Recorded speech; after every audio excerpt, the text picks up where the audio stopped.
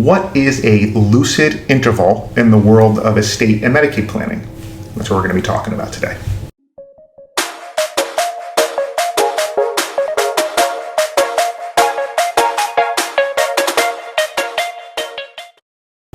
Okay, so a lucid interval is a very important concept. There are people who are under the misconception that once you get a dementia diagnosis, or once your loved one's been diagnosed with Alzheimer's, that then they can no longer sign estate planning documents. And us specifically, we're really concerned with is whether or not they can sign a Medicaid compliant durable power of attorney. That's very, very important. And they think that if they have dementia or if they have Alzheimer's or something else, that then they're gone. That it's either yes, they can sign or no, they cannot. And if they can't sign, that's a big problem because that means we often can't get things done to get them onto Medicaid. We can't legally and ethically protect their assets. We don't have a way of moving this money around in a Medicaid compliant manner. And then we have to go into a guardianship, which is, if we can avoid it, always good to avoid that. But I like to point out to people that just because someone has a dementia diagnosis, understand that dementia and Alzheimer's, they're on a spectrum. It's not an all or nothing thing. There are people who have the early stages of dementia and Alzheimer's who you might never know. You can have a perfectly intelligent conversation with them. And then of course, on the very other end of the spectrum, you have people who, they don't know who they are, they don't know who you are, they don't know where they are, right? And those are obviously two polar opposites, right? If you're over here, you don't know who anyone is, you don't know who you are, what's going on, then we probably have to go down the guardianship route. But if you're in the middle of that spectrum, what we're looking for is this lucid interval.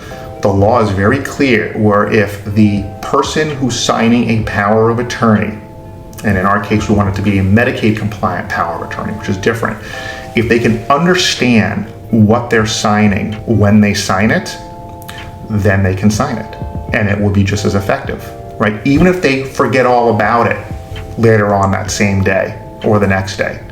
As long as they can intelligently sign and understand what they're signing, they don't have to read the full, let's call it 8, 10, 11 pages, right? They don't have to read and understand every line, but they have to understand the concept, right? What power, understand conceptually that they're giving somebody else, maybe their son, maybe their daughter, maybe their spouse, or, anybody else really, who that person is, that they trust that person, that they want that person to have the ability to deal with their money, deal with the government, deal with their real estate, deal with lawyers, right? Essentially manage their life. And if they can express that they understand that conceptually when they sign the document, then it's absolutely valid, absolutely enforceable, and you are not automatically forced to go down and into the world of guardianship.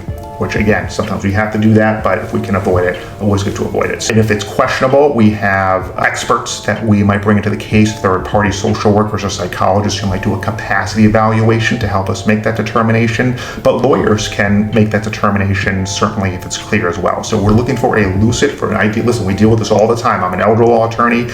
I deal with people who need help.